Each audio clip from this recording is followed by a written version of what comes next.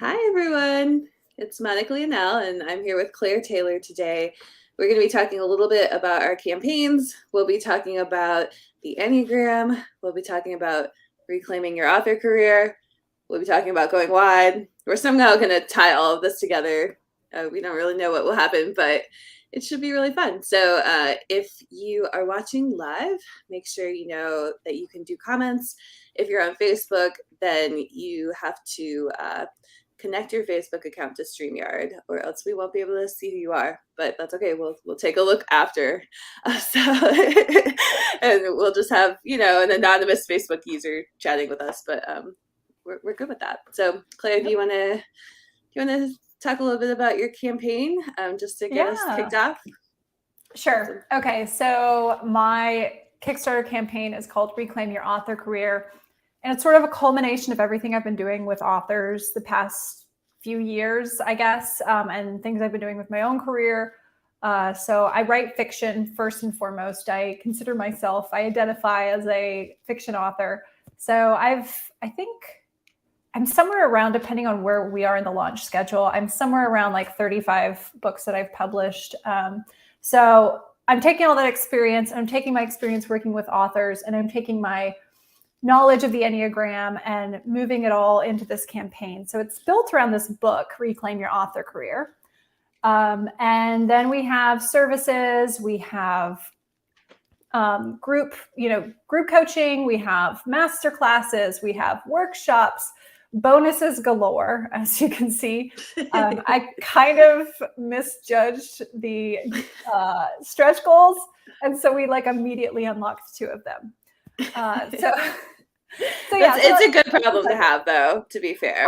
I know. I'm like, oh she my was gosh, more popular than she thought. Right. If people back at $10 or more, they're suddenly getting $200 worth of master classes for free. And I'm like, okay, well, I mean, I guess that's good. It doesn't, I'm happy that people are taking it. Yeah. But it's kind of it's so good that I feel like people are like, what's the catch? And it's the catch is that I misestimated, I didn't have a very good idea here. And so I totally undershot. That's the catch.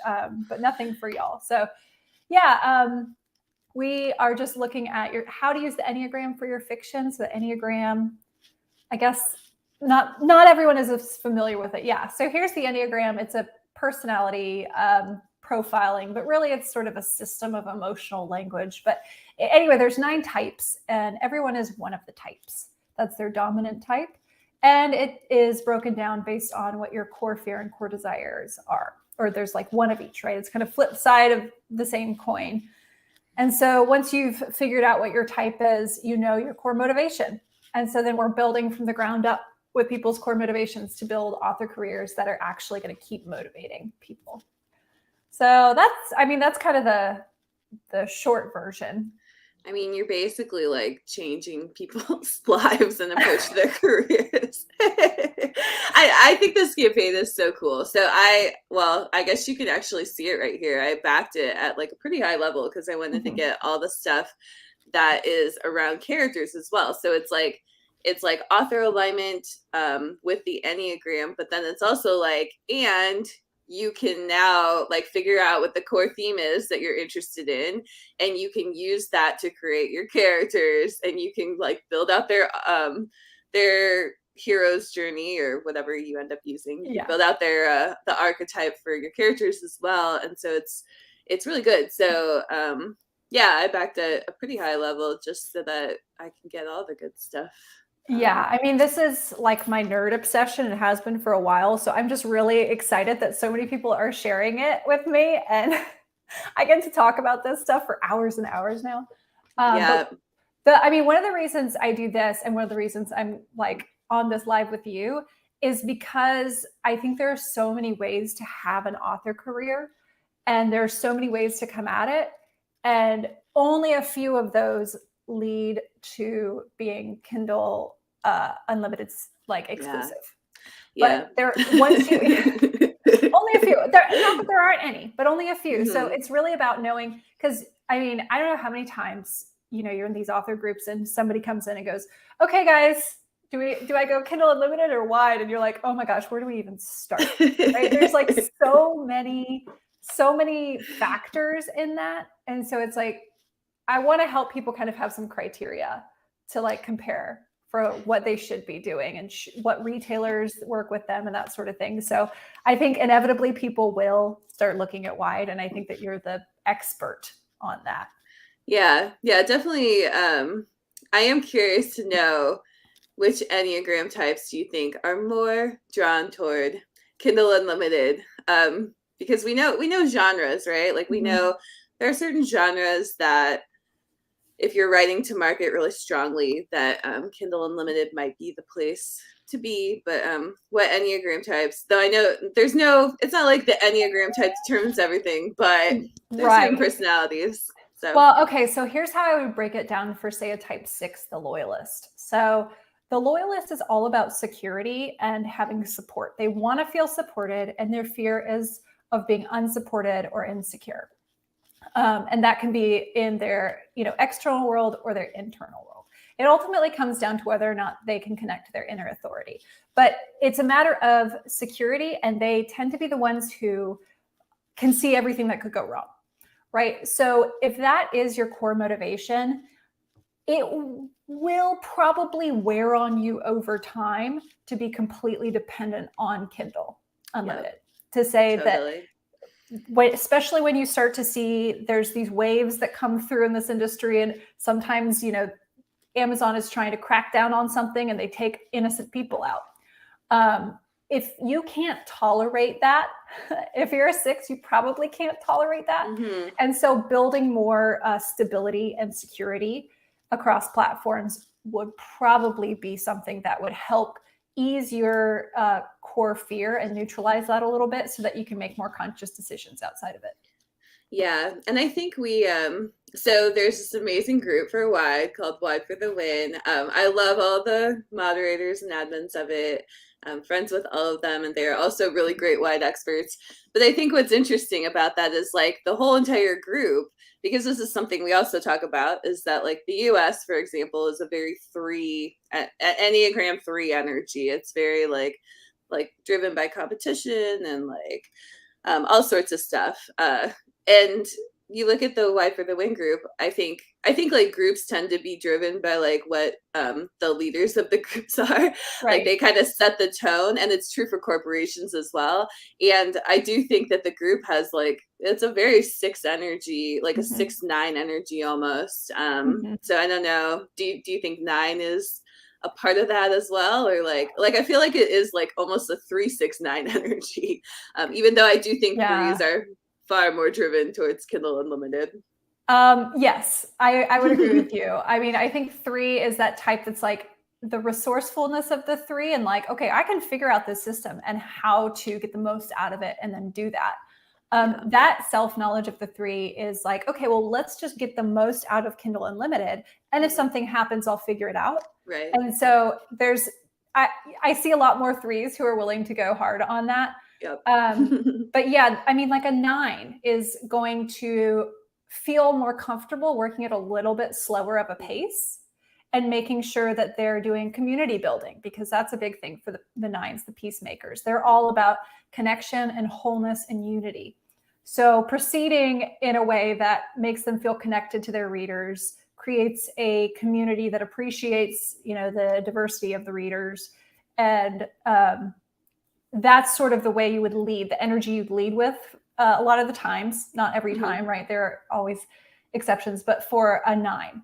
Yeah. And then from there, you could say, okay, well, maybe they do Kindle Unlimited in one series, or maybe they say, oh, okay, well, let's go wide because I have these people who only want to read on Kobo or Barnes Noble. And so it's a much more accommodating energy. Right. Yeah, no, that makes a ton of sense. So whether if you're okay saying it, what do you think some of the Enneagram types are that want to go KU, that do really, really well in KU, and that kind of, because to me, KU it's like a hyper competitive system. It's got a lot of leaderboards and like little metrics you can track, which as an Enneagram 3, really like naturally lights up like all of my little, I don't know if it's wounding or what, but like all of my core fears, and like core desires as well. So yeah, like I do think we've already talked about Enneagram 3, but are there any other ones that are like, yeah, KU is the way for them? Well, I would say that it depends, but eights tend to be okay with that. Eights are the challengers, and they have that energy of here's an obstacle, I'm going to overcome it. They like a struggle, they like a fight. It lights them up. It feels engaging to them. So being able to try to figure out something like the whole KU, how do you pull the slot machine and come up, big. Yeah. That could be a really fun challenge for eights. And they have this drive to get things done that can actually work really well for that sort of thing. But at the same time, they could also look at the power imbalance of Amazon to other retailers. And that could be something that they are not cool with. So a lot of eights, well, sort of the hallmark of the eight is this focus on power and power imbalance and this justice need.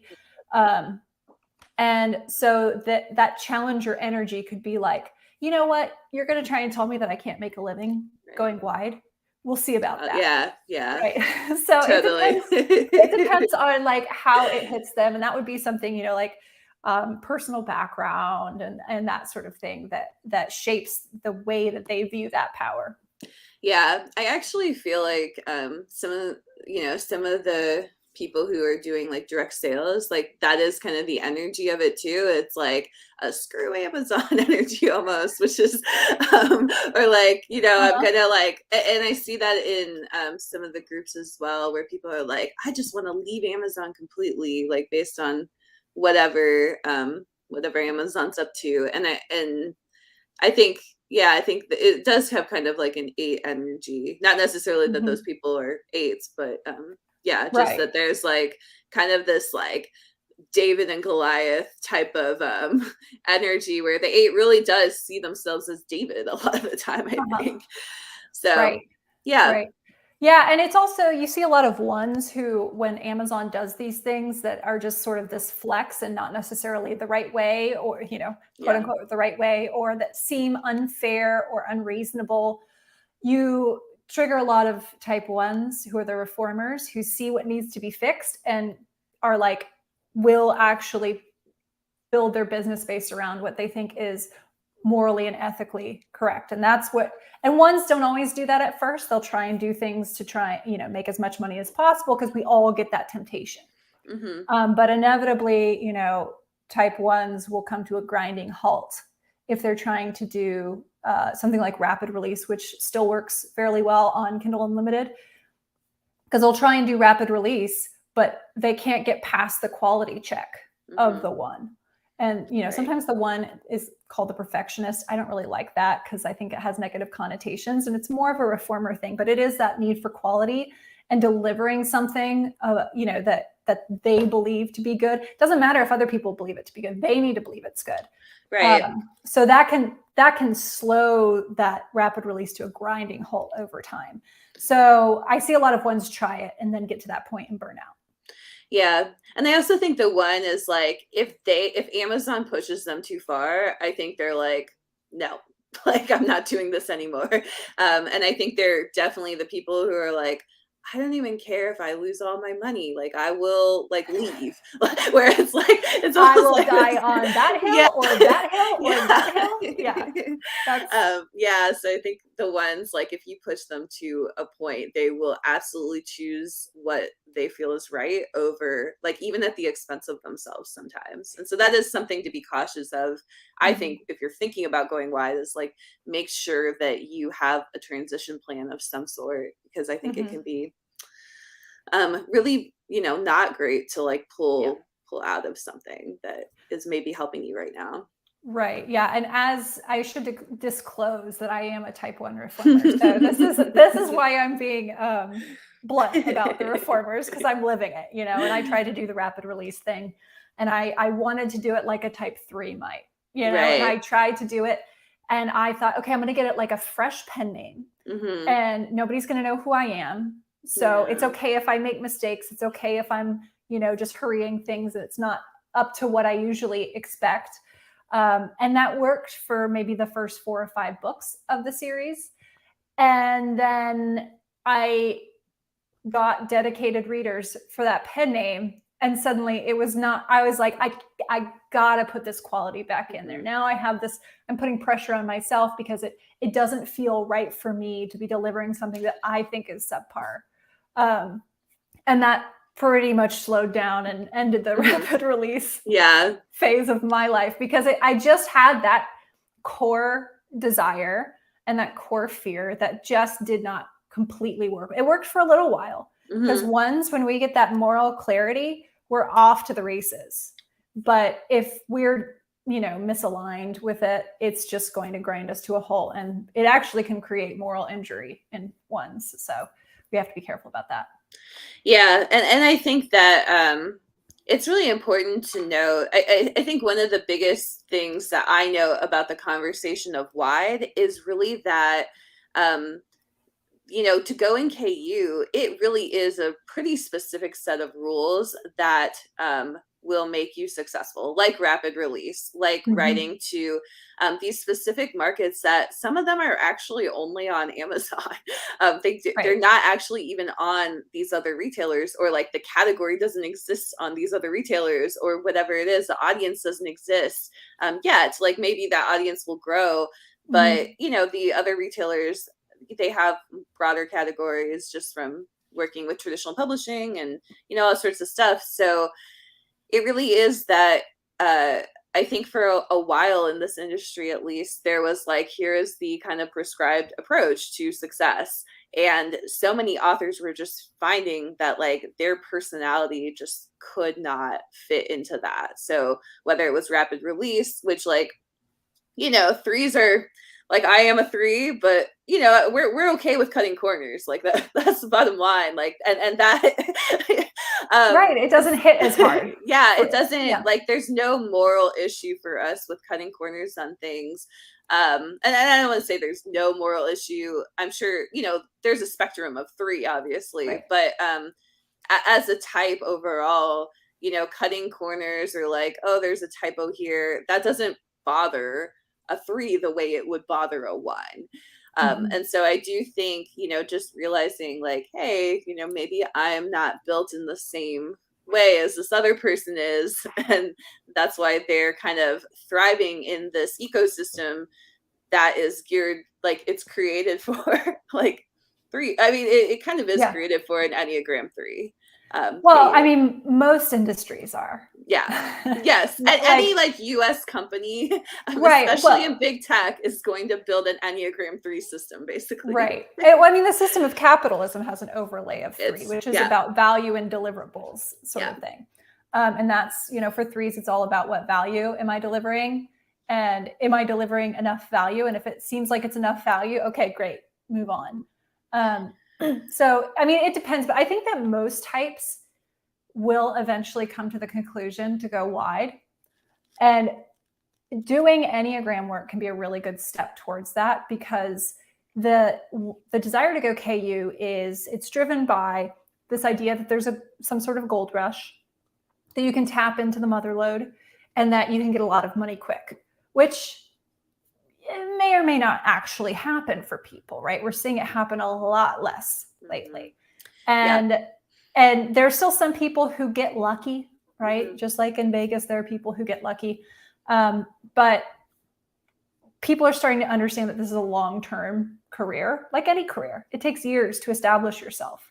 And so part of doing the Enneagram work is unpacking your core fear and your core desire, and then becoming more conscious of it so you can make the decisions and you don't feel so impatient. So you recognize when you're having sort of like you need a quick fix for your desire, and that's what you're looking for, because the quick fix is not super effective long-term. But you can recognize, oh, my fear has been triggered, and now I'm trying to fulfill that desire very quickly, or trying to just soothe, I don't know, sedate that core fear. And then once you recognize that, you can go, okay, maybe I can work on that rather than making this really bad decision or letting my impatience get the best of me. Yeah, I think also, I mean, like you said, that any Enneagram can decide, or maybe will eventually decide to go wide. I think the industry as a whole is moving toward wide. And I think the big reason for it is that, I mean, there's a lot of reasons, but I do think, I just think it's more possible to go wide is the really big thing. Like it's more possible to like direct sales is kind of coming online in the fiction author space where people can really control their destiny a little bit more and sell direct to their readers. Whereas even 5 years ago, like readers were not willing to really buy direct from an author. Like they were like, give me a link to Amazon, basically. Right. They were Yeah, consumer behavior is definitely changing. And I think part of that is people becoming aware of how Amazon functions and wanting to make different decisions. And then I think part of it is people like you who are figuring out how to do this. right. Yeah, like yeah, so I think there is also more education. So like I'll show my campaign in a minute, but more education on like how do you actually make money at whatever retailer. And then I think the other thing I think that is a really big trend that I don't hear people talking about as much is just audiobook growth. Like audiobooks are growing so much, and every retailer is also like kind of has renewed interest in indie authors again, because they all sell ebooks, they all sell audiobooks, but like ebooks was kind of dead for them for a while because Amazon held the whole market. And now Amazon doesn't hold the market on audiobooks. Like it holds a majority in the But you have in English Spotify getting language. into the game now, so Yeah. it's gonna be interesting to see how that changes. Spotify is dangerous to Amazon in terms of audiobooks. But I also think like audiobooks, they fit much more readily into all of these larger tech companies' strategies in terms of, Apple has like the iPhone, has Apple Home, Google has Google Home and Android, and then Amazon is, I think, Amazon's Alexa in-home device is like 70% of the market. So it's like, e-readers weren't like a big thing for a lot of these companies. Like they all had apps or whatever. But like, does Google want to be does Google want to get a Google Home into your home? Like absolutely. Like they, it's like they have these new battleground fronts that they're excited about. And I think audiobooks and really all audio plays into a lot of that. And so I think there's a huge renewed interest from some of these companies that are retailers, and they're like interested in us again, and they're building new features for us. And like, so that's kind of exciting too. So, well, they know we're fresh IP machines, Right, exactly. We can come up with something, and it's cheaper to buy the IP off of us than, or 100%, yeah, just distribute it than most people. But right, yeah, and I think that's really what's happening is the wide expansion. It's not just retailers for ebooks; it's all kinds of opportunities for audio, for like graphic novels, for anything. And so that's why I really love talking with authors about why they write, like what that motivation is for writing, because I think that's different from what your motivation is for making money. Because if we just functioned off the money motivation, we would be doing something else with our life. Right. So like figuring out what you are getting emotionally out of storytelling, what it's giving you, and what you are giving to others that gives back to you, that frees you up to take a step back and broaden your definition of yourself. You're not just a writer, right? You're a storyteller. You like doing these things. What is filling you up about it? And can you expand that to different mediums? Yeah, I agree. So I'll share my screen on this campaign, and then we'll talk about the author bundle, I think. So this is my campaign. So it's Go Wide, Grow Wide, and kind of like we've been talking about, it's really about there's books on every retailer. So there's the big 5 retailers: Amazon, Apple Books, Barnes & Noble, Google Play Books, and Kobo. So there's an actual book on each one of them that tells you, like what's going on with these algorithms, what are what kind of visibility can you get in these stores as a wide author, on ebooks, on audiobooks, on print if they have that, which only a couple retailers do. But yeah, so that's basically what the campaign is about. And then a big question I have is, what do you do to do well at all of them? Which is a really funny question. Like, probably every retailer is like a different Enneagram type, or like it at least that each retailer has different priorities and a different personality, different strengths. And so you kind of have to treat them individually. And I think that's the bigger goal of the series, is like, how do you treat not only hey, there's all these different platforms that you can use to make money as an author, but also how do you treat each one differently and treat it as its own separate revenue stream. And I think that a lot of authors, they maybe don't want to hear that's where the industry is going. And I think that is why Kindle Unlimited is a popular option for authors, because it's it's one thing, it's very simple. But as competition in any industry increases, then you have to kind of be in more places. And so I think that's where the publishing industry is going, especially in the last couple of years. But we're seeing more authors start a Patreon, start a Kickstarter, whatever it is, including us. We've gotten into Kickstarter. So, but yeah, so there's this workbook, or there's 2 workbooks as well, as part of this campaign, where you can see how do I write a description that kind of works well at all the retailers. And there's a couple, there's launch strategies and that sort of thing in the workbooks too. So that's what this campaign is about. And then let me stop the screen on that. And I can vouch for how good your books are, because I have one. Oh, well, thank you. I keep it on my desk. This one, oh my gosh, it was just a godsend for doing Kickstarter. It's so in depth, and it was like, yes, help me answer all of my stupid questions. Awesome. Okay, so then we also have this, which is our super backer bonus bundle. So when you back all 3 campaigns, this includes our mutually good friend, because we both have our separate relationships with Brian that are mutually close, or no, I don't know, they're close. Anyway, the guy. He's a good friend of both of us. So yeah, Brian Cohen, he ran his campaign in June, but we have a link for him to where you are able to still participate in this even though his campaign's ended. So what you do is you back all 3 campaigns at $25 or higher, and you get 9 additional bonuses. It's it's crazy. So Kickstarter is all about bonuses. You get 9 additional bonuses from us. And I think we each had 2 or 3 that we put in.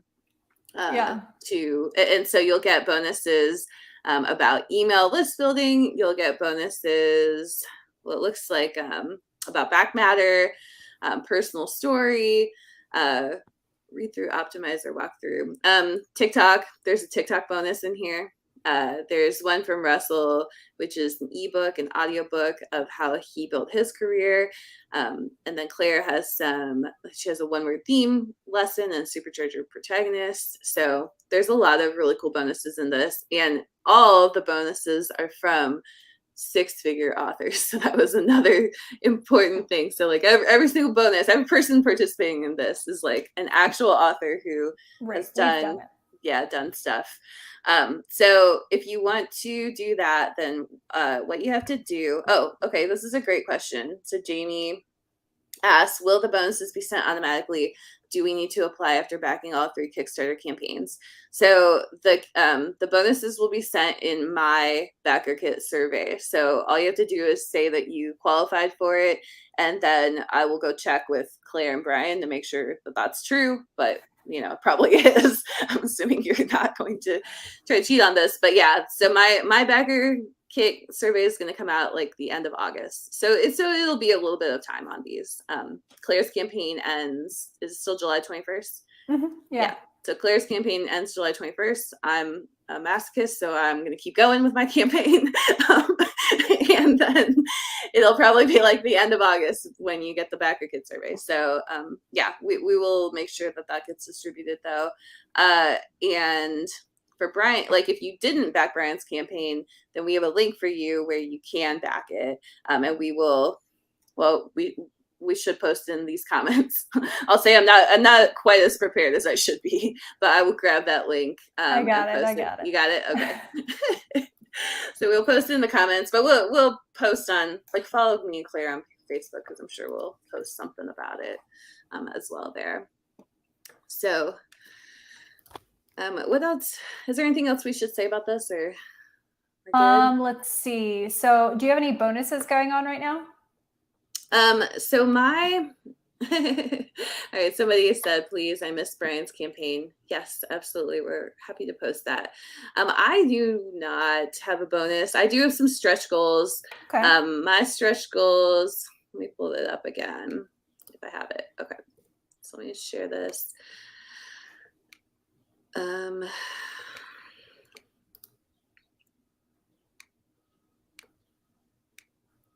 All right, so my stretch goals are these. So we're about 26K, 215 backers.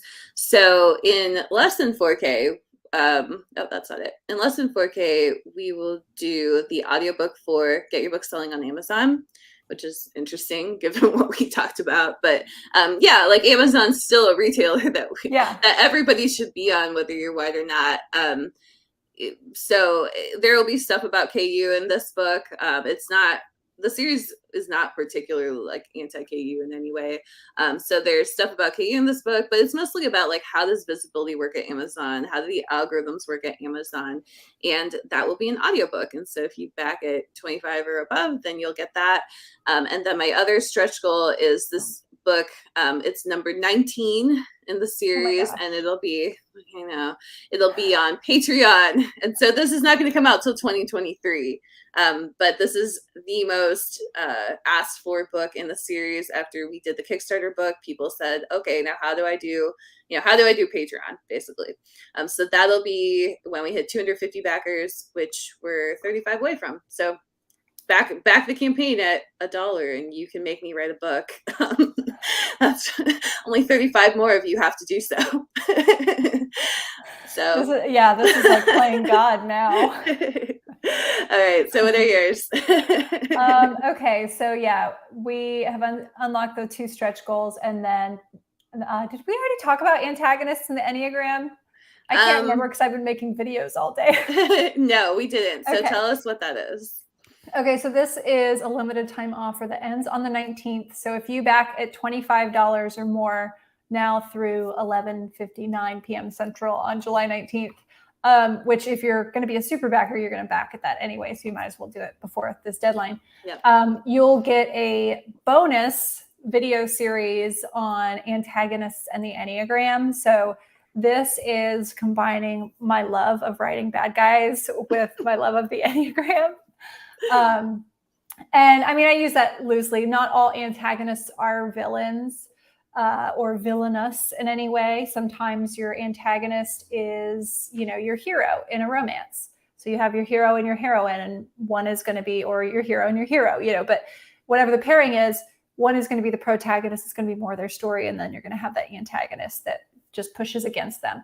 But we'll go through that briefly for the romance writers, and then we will also break down and do a video for each type and what it looks like to make them really villainous. So how you can take them from maybe a pretty normal person through that like spiral into villainy for each type and what it looks like, or how you can keep them, on the verge or like sort of iffy, like, are they a bad guy? Are they not? They're making some really good points, but maybe those points are a little distorted. So you can have that really complex antagonist. Because personally, there's nothing I love better than a villain who you're like, I kind of get that.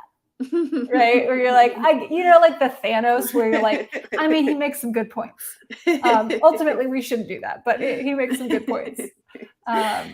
So yeah, it's going to be a series of videos on that. And that's just going to be whenever that's for you to look through. So it's not going to be a masterclass where want to be live for it or anything like that. You can even just use it as like, okay, this is, I think, the antagonist type that I want to use. Let me watch this video and like remind myself of what this is going to look like.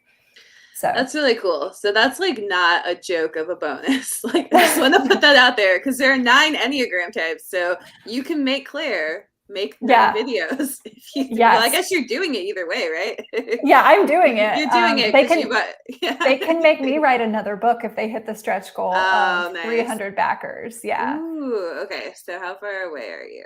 Let's look. All right. So, we're like right on par with the number of backers. So, yeah. So for 85 more backers, all you got to do is back for $1. Just back for $1. And you can make Claire write a whole other book. Although the book will go out only to people who backed at $10 or more. Okay. So well, but they can make $10, you all you Enneagram 8s out there who want to. Yeah, you can exert your power over me. That's fine. So you would get like, if you back at $10, you get the ebook, you get the Enneagram cheat sheet. But then you also get the 5-star Power Endings Masterclass. You get the protagonist or hero's journey of the Enneagram. Oh, it's like not showing it. It's just showing there we go. There's the $10 one. Yeah, you get that. And if we hit 300, you'll also get another ebook, which is about helping motivate yourself as a writer and diving into your writing motivations and getting yourself remotivated based on your Enneagram type, of course. And this is kind of like, I did a email series of this, just sort of touching on it like, hey, try this, try that. If you're feeling unmotivated, could it be this? Could it be, sometimes we get these scripts running in our heads based on our core fears, and they're just like junk. But once you start naming them, they start disappearing. So that's essentially the heart of it, but it would be much more in depth in the email series, obviously, because I don't want to drown my subscribers. But yeah, so I'll be putting that together and bulking it out. So when you feel like, hey, I'm not really motivated, there's some sort of block and I can't get past it, you can sit down with this book and read through your type and go, oh yeah, it's that thing that I'm saying to myself again, or it's this belief, or I've attached some weird belief to something where it doesn't belong, and that's keeping me from doing this. So that's going to be a fun one to write. I will write it eventually, I think. I don't have it on my schedule, but I will write it eventually. But you'll get it for free, and you'll make me write it sooner if we hit 300. So all right, so let's make Claire do this. I'm like, yeah. If I wasn't already backed, I would just back at $1 just to like make you do it. There's a little bit of Enneagram 8. Okay, so links for this. Hang on. I'm gonna stop sharing this. So we have some links. So this is, and we gotta send this out in an easier format of some sort. But if you are interested, here's the link. I'm not gonna read it because it's like totally like it's a link that you need to click on, not that you need to type into the browser. Yeah. So this is the link. If you want to get Brian's campaign, so go get his book. His book was called Self-Publishing and Email Marketing. I think it's gonna be great. I backed that campaign as well. I think you backed it as well, Claire. Yeah. So basically just get the print paperback. It's at the $25 tier and really recommended. And then this is the same link, I think. So I dropped it in 2 places. Okay, no worries. Because I wasn't sure where. It's streaming all kinds of places. Awesome. So yeah. So we'll try to. This is streamed to like a bunch of places, but we will try to drop the link in the comments in each place. Hopefully you'll check it out. And I think maybe a simpler link would be kickyouremail.com. So if you go to that, you can go to the campaign, and then hopefully he has a little link to his pre-order store at this point. And if not, we'll just kind of nudge him to do that so that you can more easily find it. Okay, so I think that's all. Do you want to share anything else, Claire? Let's see. If you guys have any questions, you can find me on Facebook. I also, if this content interests you, I have a Villains of the Enneagram series going on my Instagram. Nice. It just is so perfect for Instagram. So that's just at ffs.media. you can find me on Instagram there. Yeah, just let me know if you have questions. Awesome. Yeah, so for me, it's if you want to do more of the wide stuff, I have a Substack, so it's aggressivelywide.substack.com. And that's probably the best place to find all my articles. They usually get posted there. I'm also on Medium, so you can try to find me there. I only like cross post half the time. And then also, if you're in my Facebook group, it's facebook.com/groups/Go Wide Grow Wide, or you can just search for Go Wide Grow Wide on Facebook. But that's another place I'm really active around wide content. So thank you so much to everybody who came live, and we will see you soon. Bye. Bye.